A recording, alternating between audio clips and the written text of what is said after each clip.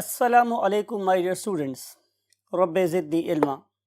इस महबूब तरीन दुआ के साथ हम लेक्चर का आगाज़ करते हैं और उम्मीद करते हैं कि आप सेहत के लिहाज से बहुत अच्छे होंगे, मेंटली फ़िट होंगे और इस मैमथ चैप्टर का लेक्चर नंबर 2 अंडरस्टैंड करने के लिए डेफिनेटली आप बहुत मुश्ताक होंगे, ईगर टू नो होंगे, राइट।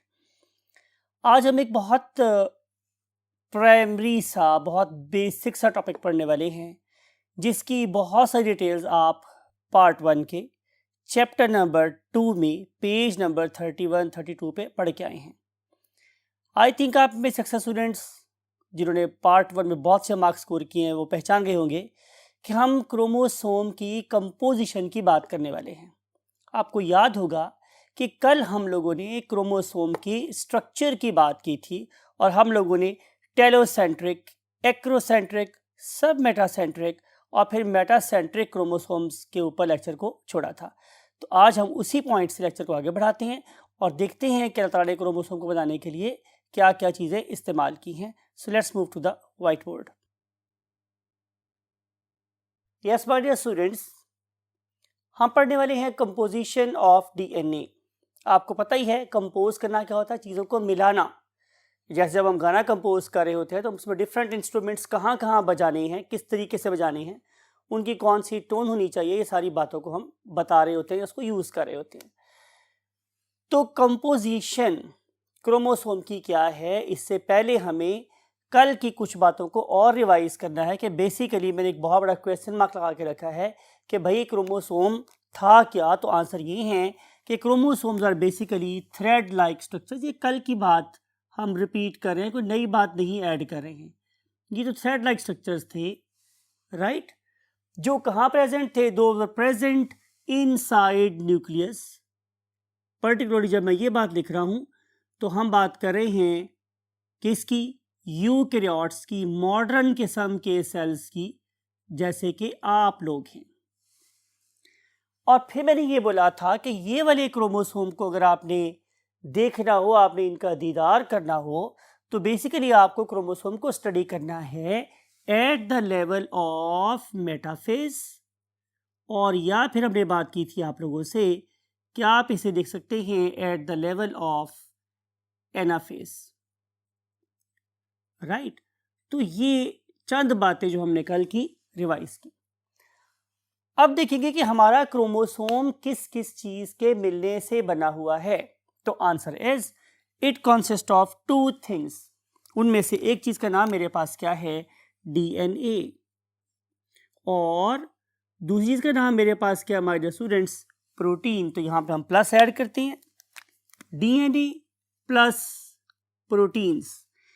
तो जब ये वही दो चीजें आपस में मिलेंगी तो इनके मिलने से बने हुई चीज का नाम क्या होगा, क्रोमोसोम। और मेरा ख्याल है कि आप में से अक्सर बच्चों के लिए ये वाली बात भी नई नहीं है, क्योंकि ये भी हम लोगों ने पार्ट 1 में पढ़ रखी।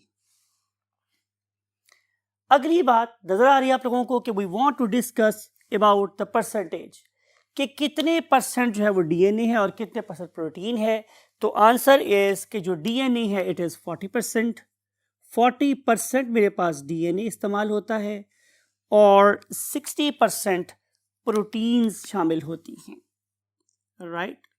40% डीएनए और 60% प्रोटीन्स शामिल होती हैं।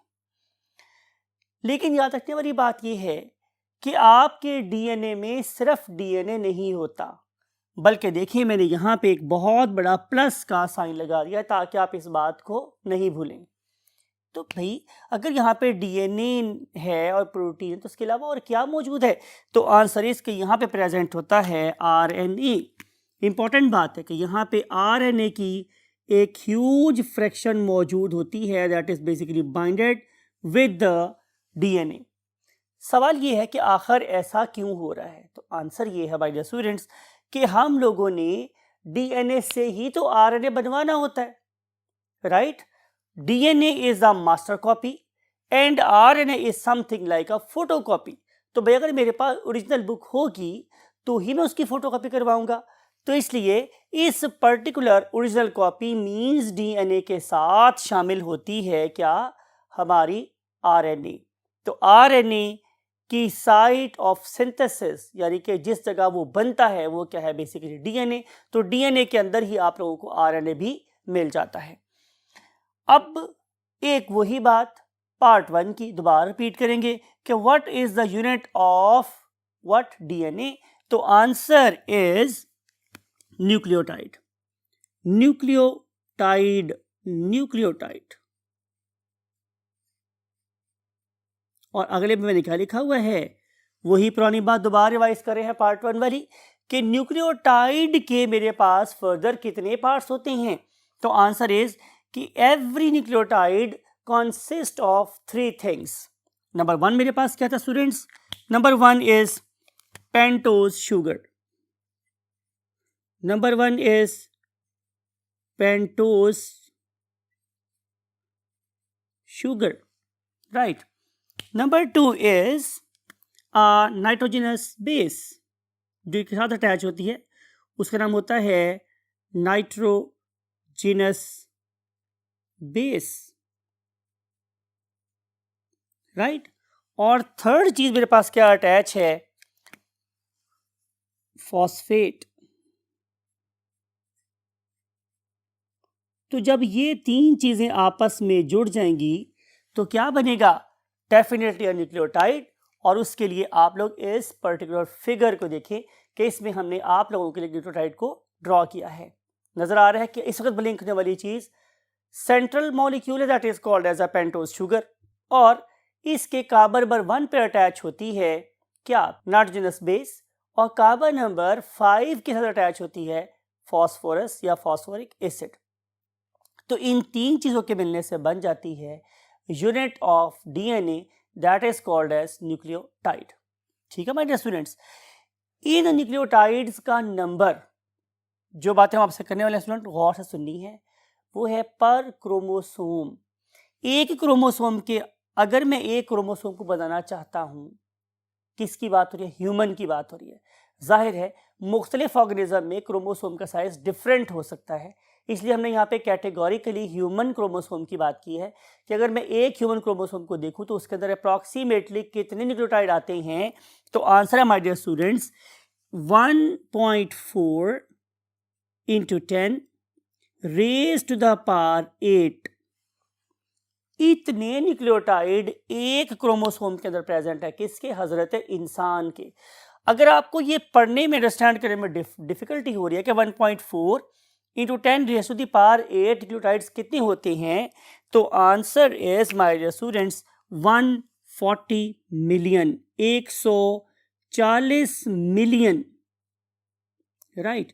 जब न्यूक्लियोटाइड आपस में मिलेंगे तो उनके मिलने से एक क्रोमोसोम बनेगा, या क्रोमोसोम को बनाने के जितने न्यूक्लियोटाइड्स चाहिए हैं वो पूरे होंगे।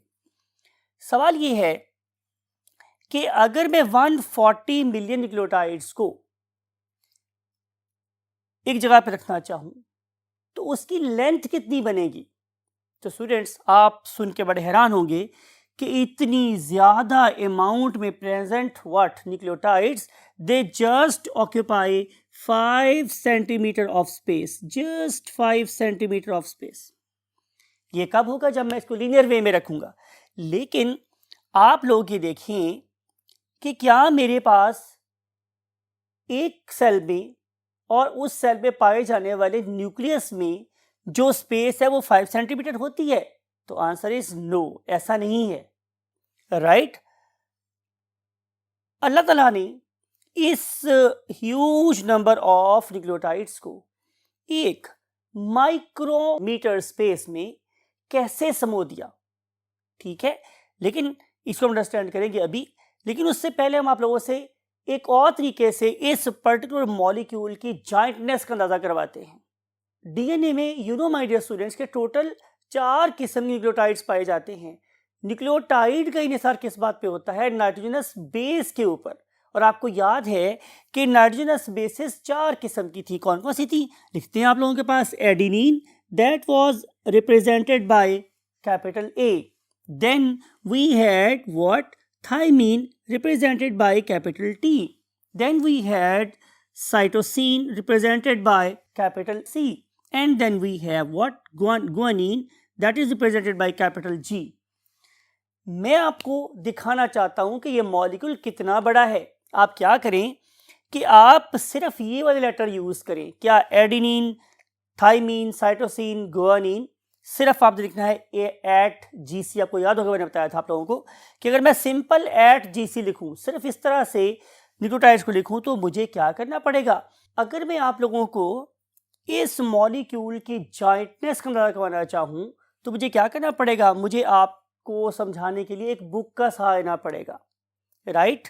मैं बात कर रहा हूं एक क्रोमोसोम की, कि अगर मेरे पास एक क्रोमोसोम हो और उस क्रोमोसोम के ऊपर जो न्यूक्लियोटाइड्स है उसे मैं सिर्फ AT GC, adenine, thymine, cytosine, guanine से लिखूं, तो फिर क्या होगा स्टूडेंट्स, एक क्रोमोसोम में पाई जाने वाली इंफॉर्मेशन के लिए 280 किताबें प्रिंट होंगी, 280 बुक्स प्रिंट हो जाएंगी, एक सिर्फ और सिर्फ एक क्रोमोसोम में पाई जाने वाली इंफॉर्मेशन से। और उस पर्टिकुलर बुक में कितने पेजेस होंगे हमारे स्टूडेंट्स, 1000 पेजेस वाली, 1000 पेजेस जिस बुक में हो वो वाली बुक्स कितनी प्रिंट हो जाएंगी, 280 बुक्स प्रिंट हो जाएंगी। और हर बुक पे, हर पेज पे वर्ड्स कितने हो स्टूडेंट्स, 500 वर्ड्स, 500 वर्ड्स लिखे हों।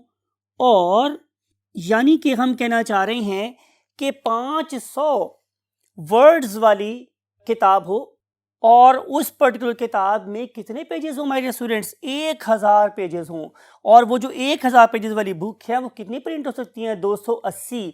इतनी ज़्यादा वर्ड्स सिर्फ और सिर्फ एक क्रोमोसोम के अंदर प्रेजेंट हैं। तो आप इमेजिन करें कि आप लोगों के पास, मीन हज़रत इंसान के पास एक क्रोमोसोम नहीं है, बल्कि हज़रत इंसान के पास तो 46 क्रोमोसोम है। अब आप क्या करें, आप इस सारी की सारी फिगर को 46 से मल्टीप्लाई कर दें, तो आप इमेजिन करें कि आपको कितनी ज़्यादा लाइब्रेरीज चाहिए हैं कि जो उस पर्टिकुलर कोड के लिए हैं जो हज़रत इंसान के हर एक सेल में प्रेजेंट है। Look at the architecture of the God, कि नेचर कैसे इस सारी इंफॉर्मेशन को प्रिजर्व करती है। और आज से नहीं कर रही, सदियों, लाखों, खरबों सालों से ये काम चल रहा है। तो इस पर्टिकुलर चीज़ में जो सबसे इंपॉर्टेंट बात आप लोगों को मैंने कैलकुलेट करनी है वो ये कि अल्लाह रब्बुल इज़्ज़त ने इस पर्टिकुलर इंफॉर्मेशन को एक माइक्रोन मीटर की हद तक छोटी सी जगह में कैसे क्या कर दिया, बंद कर दिया। इसको अंडरस्टैंड करने के लिए ही हम बेसिकली आज यहाँ इकट्ठे हुए हैं। इसके लिए we have to move to the next part of the word. Yes my dear students, हम बात कर रहे थे कि मार्वल ऑफ नेचर की, कि जब अल्लाह ताला ने इस पर्टिकुलर डीएनए को किस में पैक कर दिया, एक न्यूक्लियस में पैक कर दिया, तो इतनी बड़ी इंफॉर्मेशन को इतनी छोटी सी जगह में पैक करवाना ही क्या था, मार्वल ऑफ गॉड। तो आपकी असाइनमेंट क्या है माय स्टूडेंट्स, कि आपने सिर्फ और सिर्फ एक काम करना है। आप लोगों की बॉडी में जो डिफरेंट किस्म के टिश्यूज़ हैं उसके अंदर क्या करेंगे, आप डिफरेंट सेल्स की वॉल्यूम को देखेंगे और फिर आप उसमें गौर करेंगे कि एक पर्टिकुलर सेल में what is the space that is provided by the nucleus. जाहिर है सेल एक बहुत बड़ी चीज़ है, उसके अंदर भी आपने एक न्यूक्लियस को देखना है और फिर उस पर्टिकुलर न्यूक्लियस के अंदर भी क्या प्रेजेंट है, न्यूक्लियोप्लाज्म प्रेजेंट है। उस न्यूक्लियोप्लाज्म के अंदर सस्पेंडेड फॉर्म में क्या प्रेजेंट है, जाहिर है योर क्रोमोसोम। तो आप इमेजिन करें कि why we want to call it is a marvel of God, कि वो इंफॉर्मेशन जिसको लिखने के लिए मुझे कई लाइब्रेरीज दरकार हैं, नेचर ने उससे एक माइक्रोमीटर स्पेस के अंदर क्या कर दिया, पैक कर दिया, राइट। तो देखेंगे कि नेचर ये वाला काम कैसे कर रही है। हाँ, मैंने लिखा हुआ आप लोगों के सामने, असाइनमेंट मैंने आप लोगों को बता दी है। अब हम चलते हैं कि ये देखेंगे ये काम कैसे होता है। इसको अंडरस्टैंड करने के लिए we have to unlock the certain locks of nature. तो स्टार्ट करते हैं किसके साथ, आप लोगों के एक सेल के साथ। तो हम लेंगे सबसे पहले माय डियर स्टूडेंट्स एक सेल, ठीक है। फिर आपको पता है कि उस पर्टिकुलर सेल में क्या प्रेजेंट होगा, nucleus. You know very well कि आप लोग क्या हैं, यूकैरियोट। तो यूकैरियोट में क्या प्रेजेंट है, न्यूक्लियस। तो हम क्या करेंगे, एक न्यूक्लियस को बाहर निकालेंगे। याद रखिए ये काम हम ऐसे कर नहीं रहे होते, सिर्फ आपको समझाने के लिए है कि हम सेल में से न्यूक्लियस निकालेंगे। फिर हम उस पर्टिकुलर न्यूक्लियस को क्या करेंगे, उसे हम जेंटली डिसरप्ट करेंगे। जेंटली क्या करेंगे, तोड़ देंगे, उसकी मेम्ब्रेन को फाड़ देंगे। तो जब वो जेंटल डिस्ट्रप्शन होगी तो उसमें से क्या होगा, क्रोमोसोम्स बाहर निकल आएंगे। ठीक है, यही बेसिकली हमारा टारगेट है कि हम उन पर्टिकुलर क्रोमोसोम्स को वहां से बाहर निकाल लें।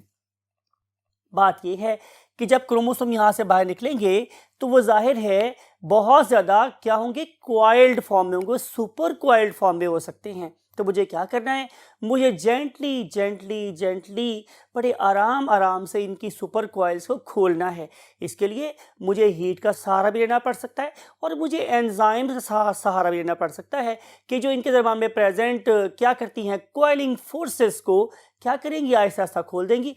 तो जब ये क्रोमोसोम क्या होगा, बिल्कुल खुल जाएगा, तो जो स्ट्रक्चर मेरे पास ऑब्टेन होगा that is called as primary structure of chromosome. मैं बात कर रहा हूँ students, it is the primary structure of chromosome. It is important, it is important, it is not DNA, it is basically chromosome. तो ये chromosome का primary structure बना है। मैं बार बार आपसे बात जिक्र कर रहा हूं कि don't confuse this very molecule, don't confuse this very molecule with DNA, it is basically chromosome. ठीक है, तो जब मैंने इस क्रोमोसोम के प्राइमरी स्ट्रक्चर को उठा के किसके नीचे रखा, ईएमएस, आई थिंक कि आप में से लोग समझ गए हैं what is EMS. EMS stands for electron microscope.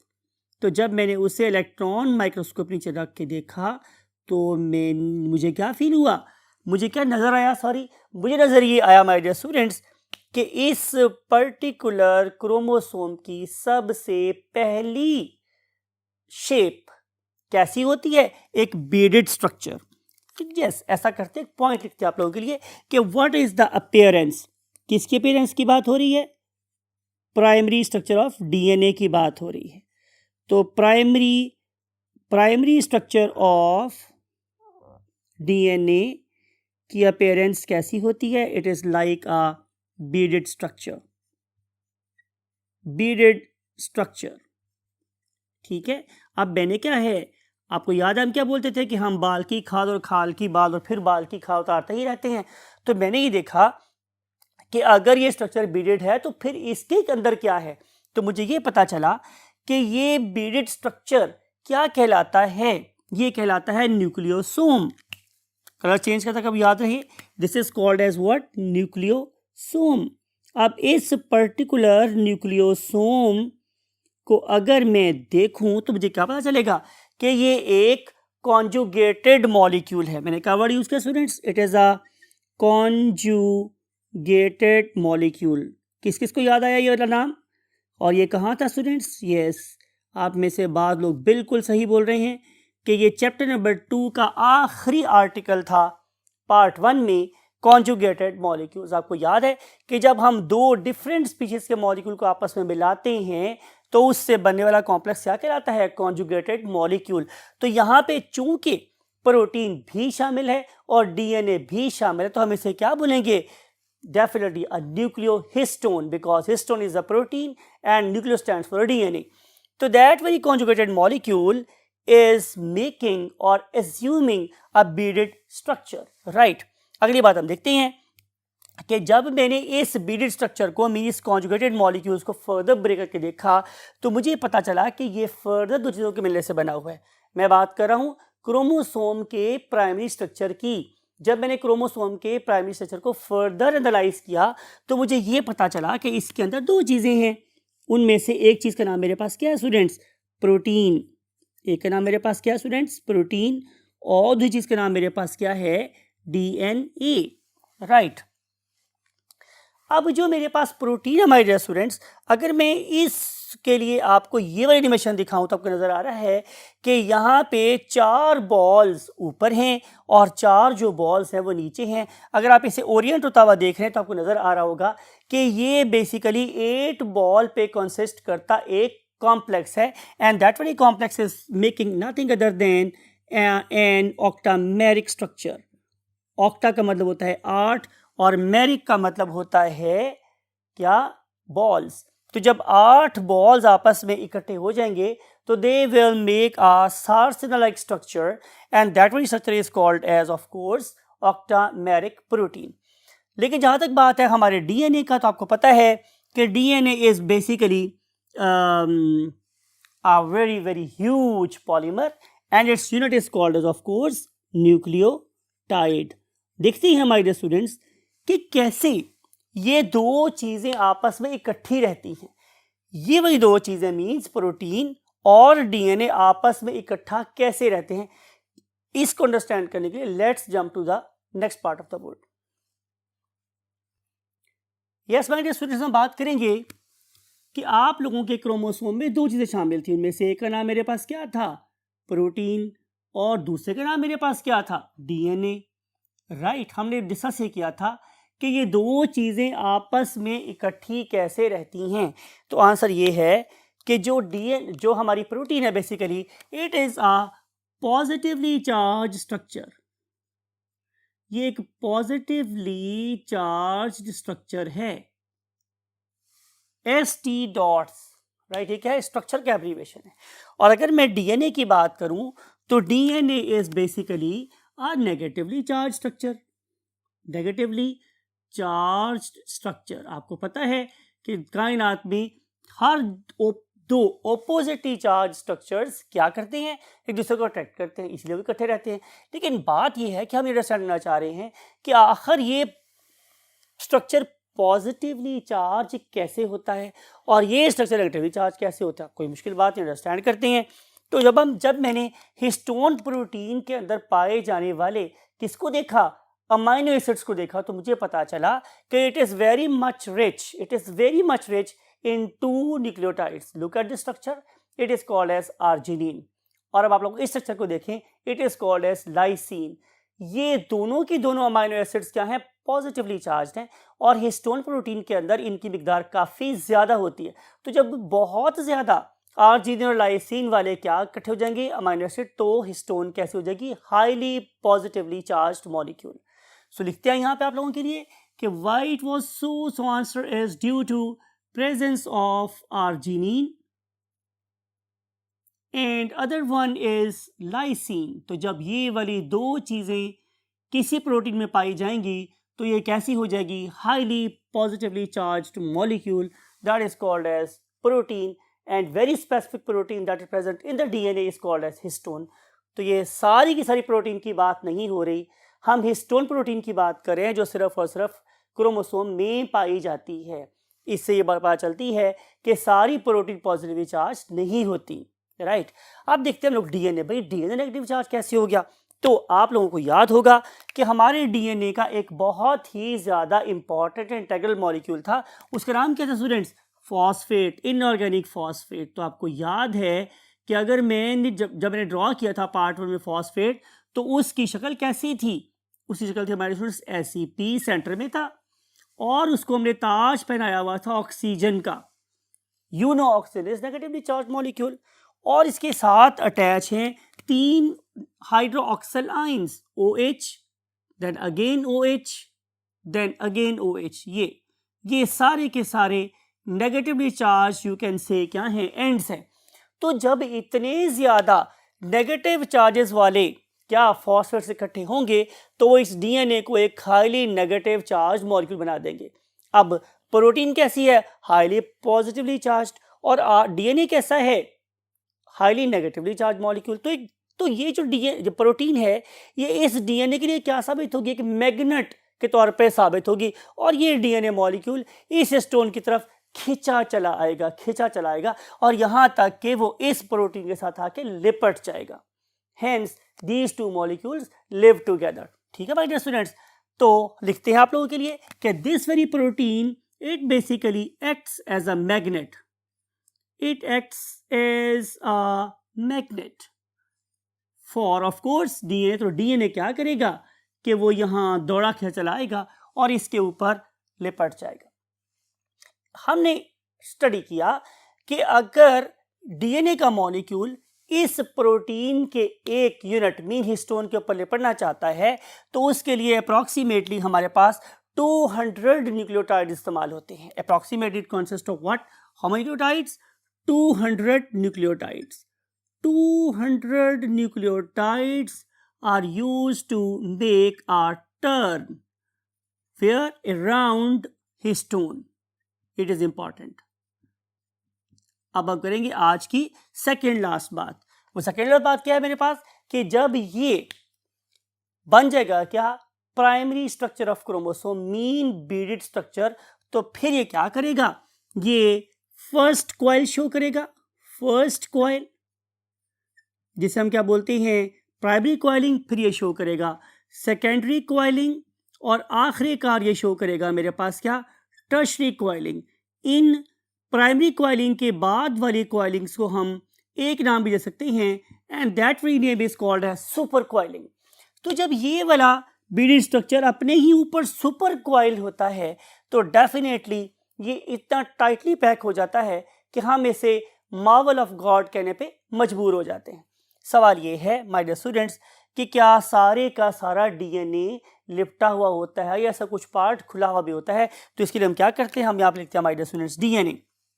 लिख दिया है मैंने डीएनए और इसके बारे में क्या लगा दिया मैंने क्वेश्चन मार्क कि क्या ये ऑल ओपन है या फिर ये कैसा है ऑल क्लोज. तो आंसर ये है कि nature is very very wise. Nature ने इस पर्टिकुलर डीएनए के दो पार्ट्स बना दिए हैं. क्या बना दिए, दो पार्ट्स बना दिए हैं. उनमें से एक को हम बोलते हैं कि it is highly condensed. Word is highly condensed molecule.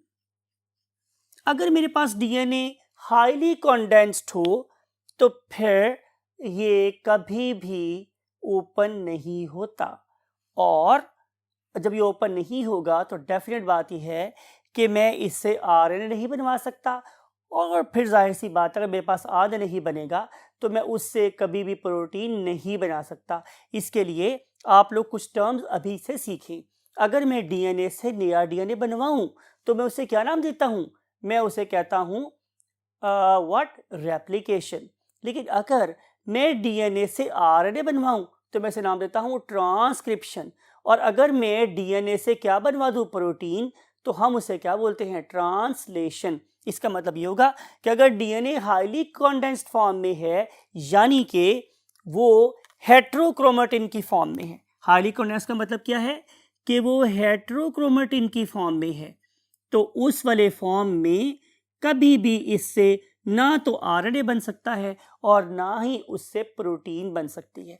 लेकिन अगर नेचर अपनी एफिशिएंसी को बढ़ाना चाहती है तो वो क्या करेगी, वो लुक एट मी, समझाना चाहता हूं आपको. फॉर एग्जांपल कि अगर आप लोग अपनी एफएससी में 8 सब्जेक्ट्स पढ़ रहे हो तो क्या आप तमाम के तमाम सब्जेक्ट्स की तमाम बुक्स के तमाम पेजेस एकदम से खोल के बैठे होते हो. तो आंसर इज नो. आप लोग क्या करते हो, आप एक वक्त में एक बुक फोकस करते हो, फिर उस बुक में एक खास चैप्टर फोकस करते हो, फिर उस खास चैप्टर में से एक खास टॉपिक फोकस करते हो. राइट. तो यूँ समझ लो कि आप लोगों की बुक का वो वाला पार्ट जिसे आप अभी पढ़ रहे हो, जिसे आप अभी पढ़ सकते हो, it is a open topic of the book. लेकिन जो बाकी आगे पीछे की चीज़ें हैं समझ लें कि वो बंद रहती हैं. तो वो वाला पार्ट जिसे आप अभी नहीं पढ़ रहे हो that is called as a heterochromatin. It is closely packed. Right. लेकिन अगर ये क्या हुआ स्टूडेंट्स, ये लूजली पैक हुआ. चलिए कलर चेंज करते हैं. अगर ये क्या हुआ स्टूडेंट्स, लूजली पैक हुआ. कैसा हुआ स्टूडेंट्स, लूजली पैक हुआ. तो इसका मतलब ये है कि मैं जब चाहूं इसे खोल सकता हूं, और जब मैं इसे खोल सकने के काबिल हूँगा तो मैं इसे नाम क्या देता हूं, यूक्रोमेटिन मटेरियल. राइट. अब इस पर्टिकुलर यूक्रोमेटिन मटेरियल से मैंने आपको बताया था कि मैं क्या कर सकता हूं, पहले आरएनए बनवा सकता हूं और फिर उस पर्टिकुलर आरएनए से मैं क्या बनवा सकता हूं, protein. Right my dear students. तो इस लिहाज से हमारे डीएनए के दो पार्ट हो गए. एक वो जो शायद किसी टिश्यू में कभी भी नहीं खुलता, और दूसरा वो जो किसी खास टिश्यू में हमेशा एक्टिवली ट्रांसक्राइब होता रहता है. अगर मुझे आप कहें कि मैं इसकी आपको कोई एग्जांपल दूं तो मेरे ख्याल में इस चीज़ को अंडरस्टैंड करवाने के लिए बेस्ट एग्जांपल आप लोगों का पैंक्रियाज है. आपके पैंक्रियाज में क्या बन रही है, इंसुलिन. तो अगर आप पैंक्रियाज के उन सेल्स की बात करें जिन्हें बीटा सेल्स बोलते हैं, तो वो सिर्फ और सिर्फ अपने इंसुलिन के जीन को क्या करके बैठे हुए हैं, खोल के बैठे हुए हैं। तो वो जीन किस फॉर्म में होगी, यूक्रोमेटिन फॉर्म में होगी। बाकी सारे के सारे डीएनए की पैंक्रियाज के बीटा सेल को जरूरत ही नहीं है, तो वो क्या करेगा, उस बाकी सारे के सारे डीएनए को मुस्तकिल बंद करके रख देगा। तो वो वाला पार्ट ऑफ डीएनए जो इंसुलिन के मैसेज के अलावा है, it will be heterochromatin for the beta cells of pancreas. और इसका यूक्रोमेटिन क्या होगा, इंसुलिन का जीन, क्योंकि वो उससे मुसलसल आरएनए बनवा रहा है और उससे मुसलसल इंसुलिन बनवाता चला जा रहा होता है। अब सवाल ये है कि इस पर्टिकुलर सेल के अंदर हम इस पर्टिकुलर डीएनए को कैसे पैक करते हैं जिसको हमने हेटेरोक्रोमेटिन बनाना है। It is yet a researchable, debatable and definitely काबिल फहम एक टॉपिक है जिसके ऊपर भी बहुत सी रिसर्च होना बाकी है। शायद आने वाले दौर में मैं या आप में से कोई इस पर्टिकुलर टॉपिक को, इस पर्टिकुलर लॉक को अनलॉक कर ले कि नेचर जब डीएनए को इस्तेमाल नहीं करना चाहती तो इतने खूबसूरती से उसे कैसे पैक कर लेती है। इस दुआ के साथ कि शायद ये वाला काम अल्लाह हमसे ले ले और उनमें से शायद आप भी कोई हों। आई वॉन्ट टू से यू अल्लाह हाफिज़।